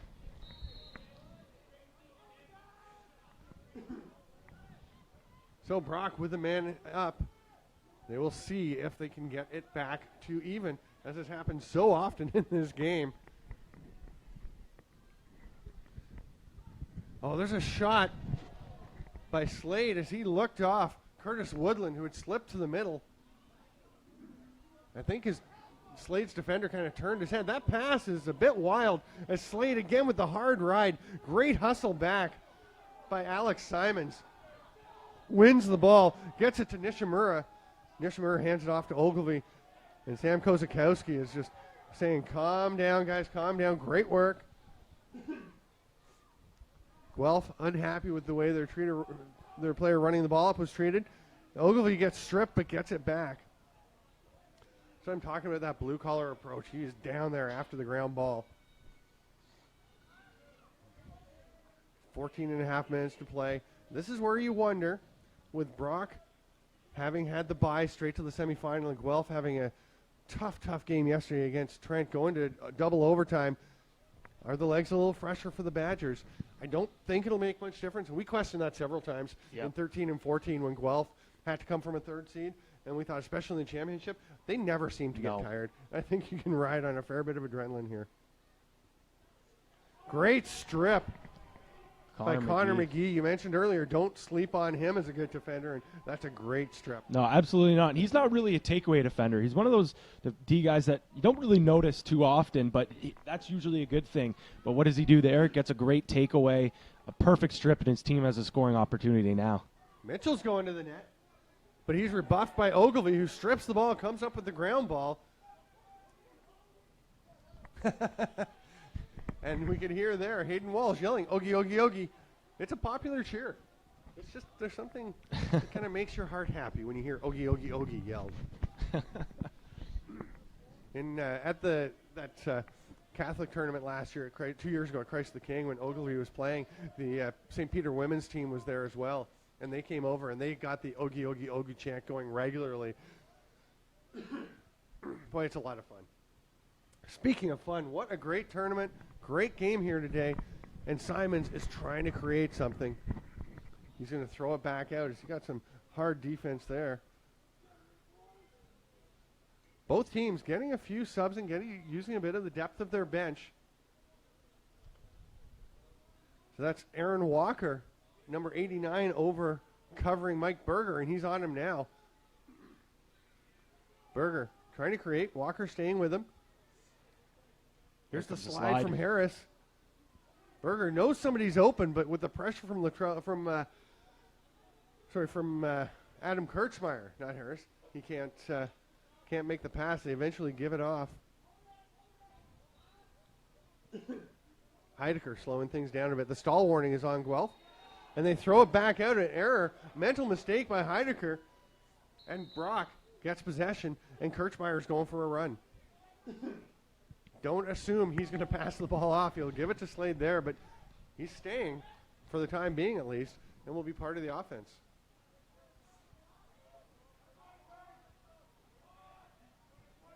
First time we've seen this stall be called, and I assume it's probably going to happen quite often with Guelph, is they're going to just try to chew up as much time as they can, being up a goal with 10 minutes left. So Brock very patient as well, but they know that if they see a scoring opportunity, they're going to try to take it. And there is one, but the ball just pops out of the stick of Grayson Houghton. He had a great opportunity. Oh, but Walsh is knocked down, and he is slow getting up. He's on the ground, and they're going to blow play down, and Brock is livid. Coach Tim Louie is not happy, and the whole bench was hopping up and down because play was blown down. I don't know what they're complaining about. The guy's down on the ground. He's hurt. Yeah, but usually if the other team has possession, they didn't have possession until right? they didn't pick it up. Yeah. They didn't have possession when they picked it up, or yeah. when he blew it down. Then they picked it up. Yeah. I mean, with all the stuff that we know about concussions in today's sports, the guy just got hit in the head. I think it's all right time for the officials to blow that down. Yeah, and he is down on one knee. I thought, yeah, and he's holding his back. I thought it was like in the side as he dove for the ball and was fighting for it. It looked like somebody just ran into him. So I think he took a shin in the side, kind of in the kidney area. And the officials are saying, you've got to come off the field, which again is the correct call, which means Dennis Semenovich is coming in, and Brock will have possession of the ball, which is a dangerous situation. A guy who has not played in the tournament. I know, just 140 minutes all season. I know you don't want to rush anything, but if you're the Badgers here, you're going to want to try to get a couple quick shots on here. You got a cold goalie coming in, an inexperienced goalie. Yeah. You really want to come here and take advantage. Although you've got possession, so you don't. I mean, you can take this. He's not going out until you give the ball back. So on that hand, you can take your time and really get a good shot. But I mean, he's going to get more comfortable as he moves. Slade is thinking the same thing, though. He wanted a shot there. Now it's Cree Blakely. Boy, Guelph's defense is really stepping up. Oh, a huge pick by Blakely. Almost knocked the helmet off of Justin Martin. He's got to adjust his strap a little bit. That chance by Gillis turned aside by Mark Wilson. And this is the Gryphons stepping up, knowing their goalie has just stepped in. And there's going to be a penalty as Wilson gets up. One-hand shot. And there's another flag has gone up. See if it's for the same thing. It's just one call. Walsh is coming back in. I honestly thought Justin Martin could have. Wow, there are two penalties on the play. The CBO is going to come in, the official on the sideline, and have a chat about that. Yeah, also not good with the two penalties going to Tagore and Wilson, two of their better short stick defenders, which I know when you're man down, you need at least one short stick defender on the field. So that's tough for them. Tagore a friend of ours, Brian Shanahan, reminding to say Alex Simons and Tagore, both Mimico boys. So there you go. Shanny will always Yes. shout it up for the Mimico boys. He and his brother Brendan. Oh my Brendan, there you go. God. He's only a Hall of Famer. Yeah. But Brian Shanahan, you're our Hall of Famer. But boy, the Shanahan boys love their Mimico lax. So Brock is going to have a 6-on-4, and Hayden Walsh is back in the net, so at least they get a chance to go back in. And now it looks like they're sending Semenovich. He is standing at midfield talking to the official. I'm not sure. Yeah, they're pulling Walsh back out, and we'll have to ask for a clarification from some of our officials, because I know you have to, if you're injured, you do, and it's a stoppage, you got to come out. And Pat Gregoire is zipping down to the other booth to find out exactly why Semenovich is being sent back into the game. And that, talking about pressure on a kid who's got to step in as a backup. And now Ross McCullough is coming off. What? There are 3 penalties to Guelph. They have only 3 players out there. So go ahead. It actually what the issue was is it was an illegal substitution. So that's where the other penalty comes into play. It still has to be a 1-for-1. Oh, what a stop by Justin Martin. Brandon Slade alone on the top, 1-on-1, and Martin gets it with the stick. There's a shot and a goal, though. They will take advantage. Alex Pace is first of the game. 6-on-3, you knew Brock was going to take advantage, and this is such a huge turning point. And now Hayden Walsh is coming back in. So what was the nature? Did you get an explanation of why it was an illegal substitution? So because it's not a dead ball, you still have to come in the box and out. So it was the goalie just took off. Hayden Walsh came out, so they thought Exactly. So Semenovich, and it was a legal substitution, so that's why there was an additional penalty on top of that as well. And you want to say you've got to be smarter than that as a player, but goalies never substitute in situations like that. It's usually a much more controlled situation, so they're not going to know how they have to do that. It's tough to blame them, but boy, it really bites Guelph. They're still short 2 men. It is all tied up, 10-10. We're past the midway point of this fourth quarter. What a barn burner. Guelph is able to kill off the rest of the penalty, and they've got Hayden Welsh back. If we can get our left camera here with us on him, just as he moves around in the crease, he is really walking around gingerly, trying to kind of stretch himself out. He's having a tough time. We'll see how he is now that he's back in. And I think Guelph may slow things down a bit, take the arrow to the ball as James Short runs behind the net. Falls to the ground, kind of his own volition. He just tripped on the turf. And Guelph comes up with it. Josh Wood grabs the ball. Kavanaugh almost got that one as he passed it out, but it will get to Kirchmeier.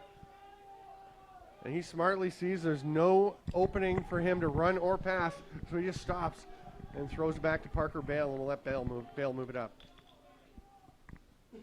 Brock getting patient. 8 minutes to go. What a great lacrosse team. Every year we come to the Baggataway Cup and think, man, can this live up to what we've seen in the previous seasons? And every year it does. This is just, Kufla lacrosse does not get the attention it deserves. Oh, no, absolutely not. It is fantastic and growing better and better. 10 players from Kufla drafted in the NLL entry draft this year. Yeah, I think it's just the way that the brand is played. And the game, it's a hybrid between the American game and the box game. It's best of both worlds. Yeah, very active. You don't get the overcoaching, I think, that you sometimes see in the NCAA. I mean, great coaches, great athletes, great game, but more systems than you see in box, right? Yeah. So Ribka passes it off. Slade back down to Ribka. I thought he was going to hit the cutter, Curtis Woodland, but he was picked up nicely as he went through. Now Woodland has it, bounces away. Taguri's been great, but I think that was just the ball hopping out of his stick. Slade now. Great slide by Martin as Ross McCullough slipped to the turf, and Martin was there to pick up Slade, and he's back on him now. Brock moving the ball. They can't get it to the cutter. Martin almost had it, but Slade gets the ball. Martin staying on him, goes over to Rybka. Back up to Slade. They've had it for about a minute and a half up in the offensive zone.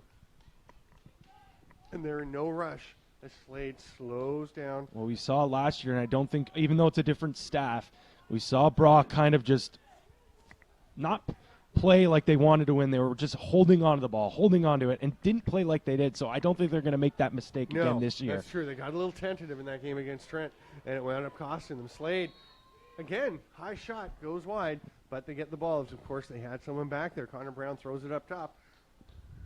Alex Pace scored the last goal, a huge one. The 6-on-3 marker.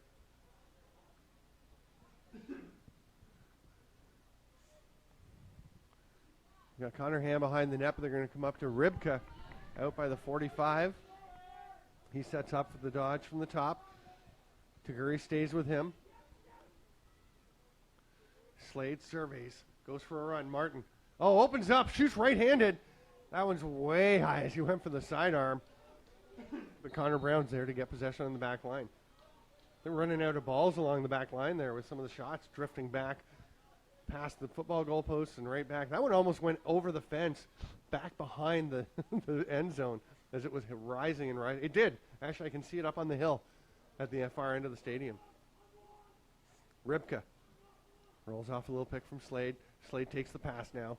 You can see Brock just looks to Brandon Slade to start things up and kind of direct traffic, and now Pace is going to try and do something.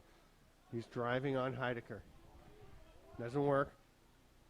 So Slade gets it back and comes this side to Rybka.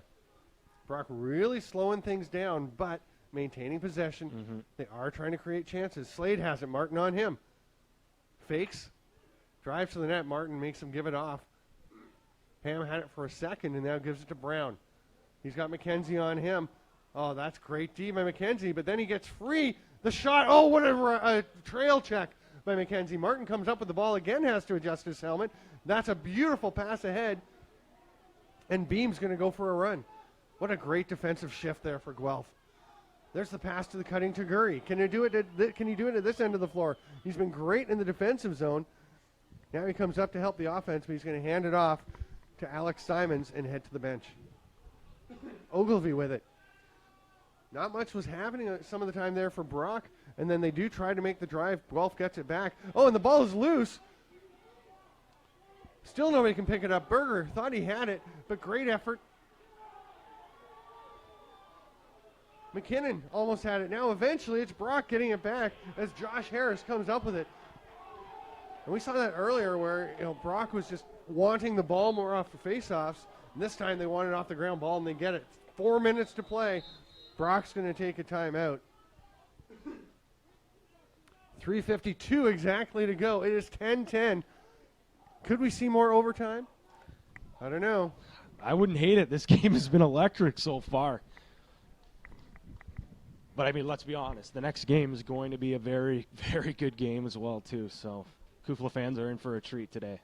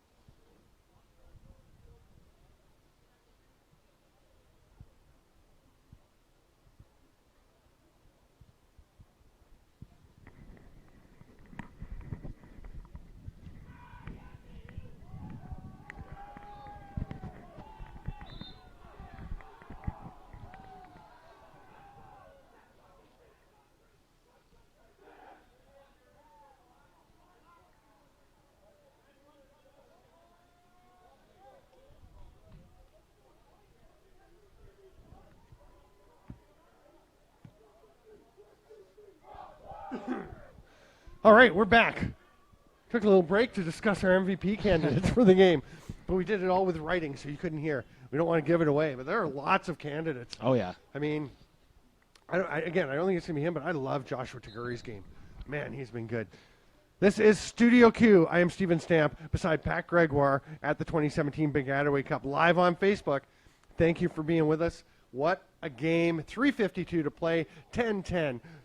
Longtime rivals Guelph and Brock. Brock has the ball. They're going to try and go ahead here. When's the last time Brock led in this game? Have they led in this game? Good question. Certainly early if they have. Yeah. It's hard to remember. So much has happened. It's hard to remember the first quarter already. All the games are archived on Facebook. You can watch yesterday's overtime classic between Guelph and Trent. It's the first time they've led since the first goal of the game. Yeah, there you go. Slade with Martin on him. Slade reverses direction. Martin stays with him. Pick. And Martin just blasts into Alex Pace. The save. Hayden Walsh is out after it. It's kicked toward the goal line. That's in. It went in. That ball's in. It actually bounced off a Guelph player. We've got to take a look at that. And Walsh, he goes out and he can get himself in trouble. It's knocked. The diving attempt by the Guelph player. I didn't even see who it was who tried to drive and gut that ball, and he actually kind of pushed it in over the goal line. I think Nick Ribka's going to get credit for the goal. The hockey shot that goes in. I might maybe even kicked it. Couldn't quite see. There was such a big crowd, but it trickles in. And oh, yeah, I definitely think it went off a foot. Yeah. As the ball kind of bounced. I think actually somebody tried to grab it. It was knocked off the stick of Ribka. And then it was Ben Heidecker dove after the ball. Everyone's consoling him because he is very upset with himself. And they're saying it was kicked in. I think it just went off the foot of Ribka. I don't know if he actually kicked it. I mean, they're all moving, fighting for the ball. In field lacrosse, you can kick it in anyway. Good so point. yeah, who cares? Either way, but Heidecker dove after that ball and got to it, but his momentum actually carried him and the ball across. You can't blame him. I mean, if he didn't dive for it, it was going in. Yeah. So he did everything he could. He's heartbroken, but they've got 2.5 minutes. Brock, though, with possession. Now they're going to take their time, and at some point, Hayden Walsh is going to now need to leave the crease and go and help out. We saw them. I want to say, was it with 2 minutes? It was Yeah, pretty early. It was so yesterday. I wouldn't be surprised. Walsh is looking for it. He's calling over to his bench, saying, "When do you want it? When do you want it?" So I know it's going to be saying, "I'm going." Yeah, and he's going to leave his cage now as the stall's on. Yeah, stall's on. Cree Blakely has it behind the net, and Nathan McKenzie was going to pressure. Oh, and the ball's loose. Possession call. It's going to be Guelph ball. It sounded like they were calling for a timeout. One of the refs, I think Mike Atwood, is running down saying, no, he had the ball. But Brock didn't have the ball when they called timeout. They had it, they dropped it, and as it was called, but we're going to get... Guelph's going to take a timeout.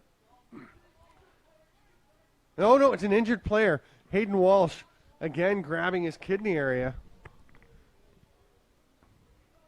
You can hear Kyle Cropman calling injured player. Boy, we've seen maybe 3 or 4 calls that we've disagreed with this weekend, which shows you what an amazing job just of calling the game these refs are doing.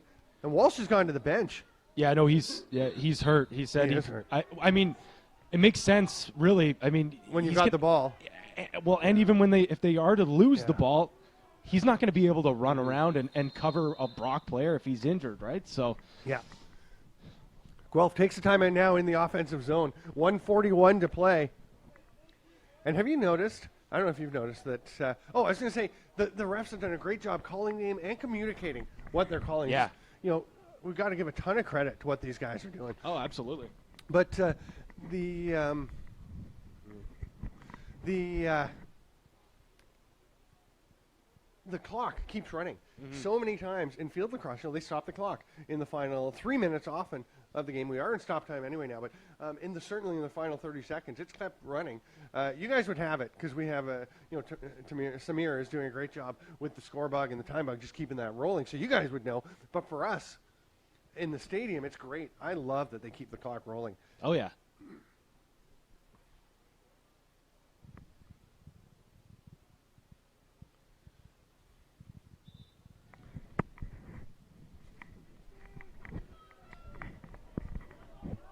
interested to see what Guelph is chalking up here offensively. I mean, the way that it's been working all day, their midfield play has been excellent.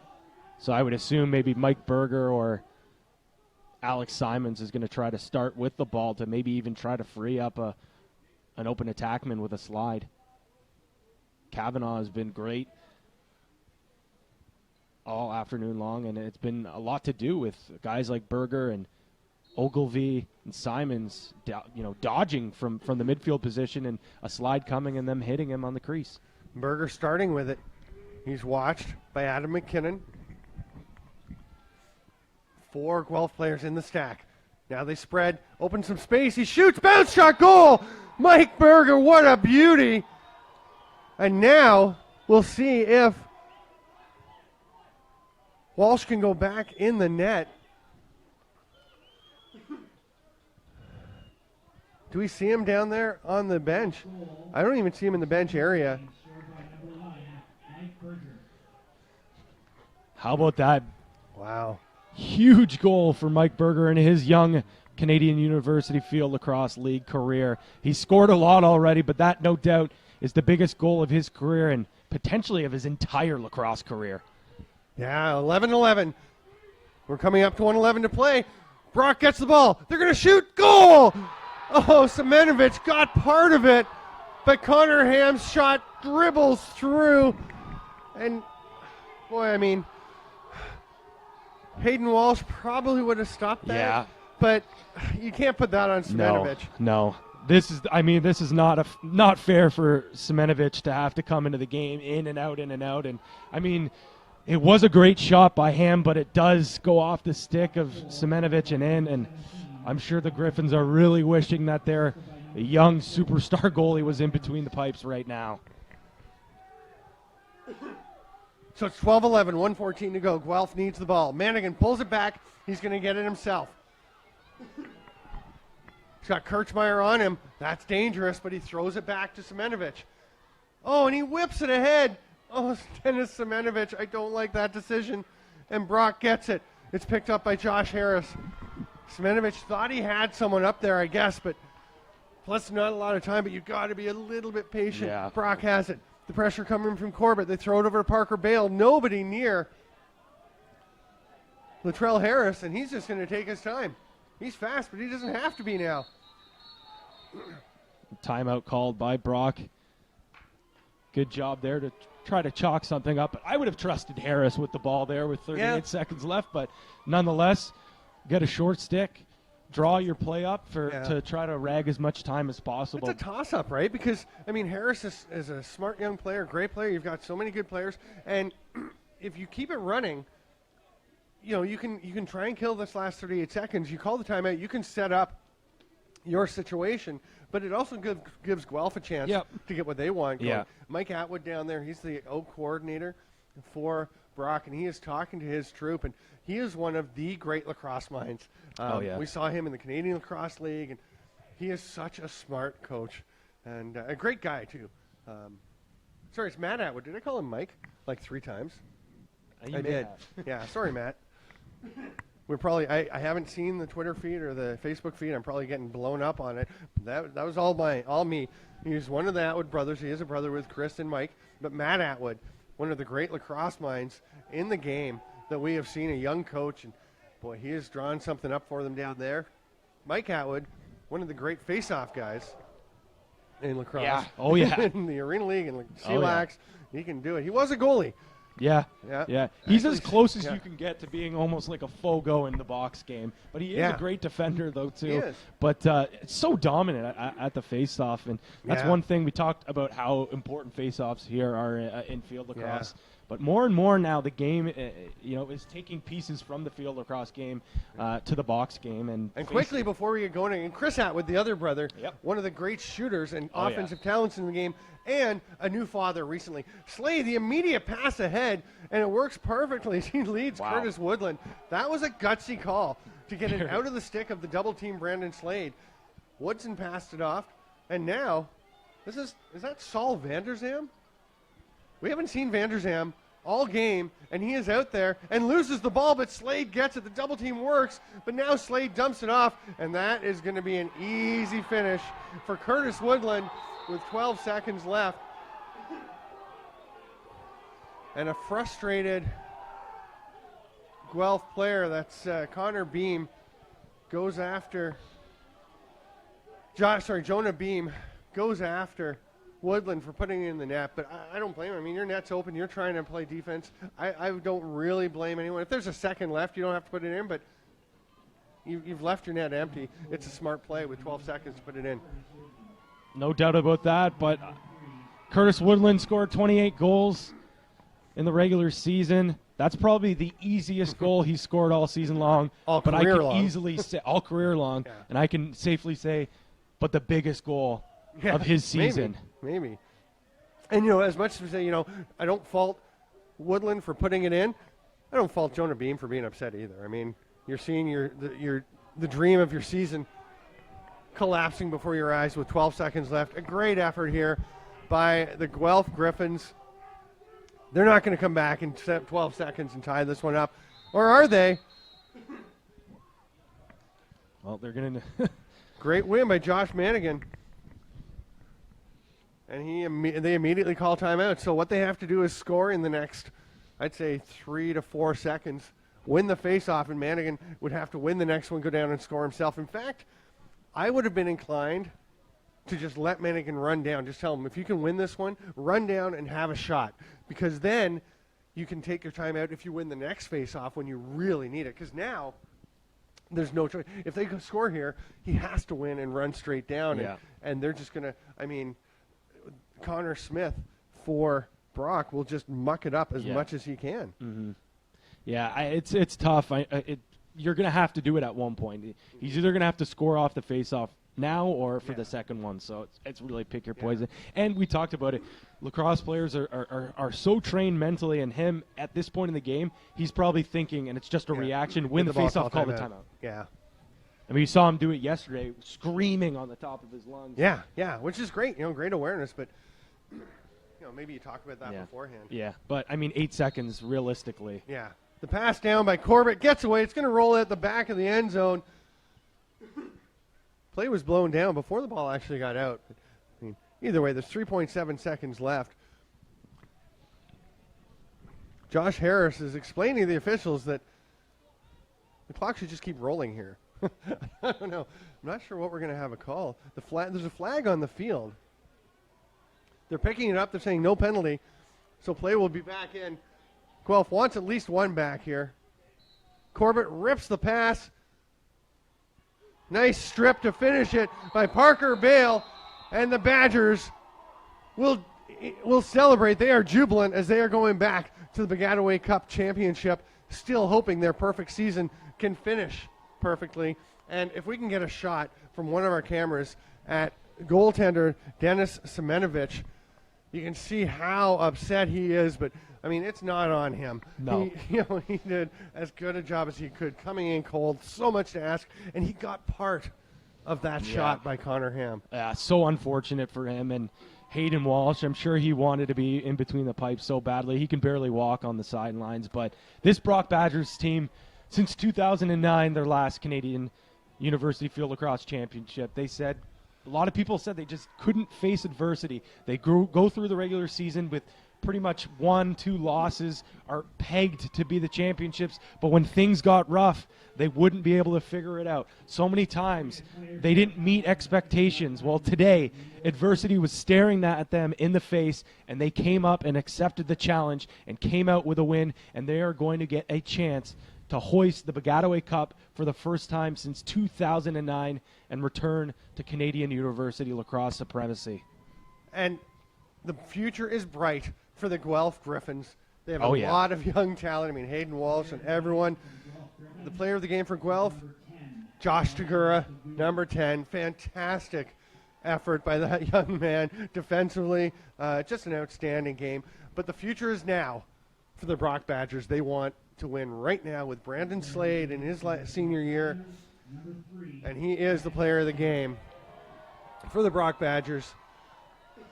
And that meets a resounding cheer from the stands and from the Badgers lined up along the 50-yard line. Any final thoughts, or are we going to take a break before the next game? You know what? This game was. It's tough to beat that double overtime thriller. Today was unbelievable, but I mean, next There's game, more to come.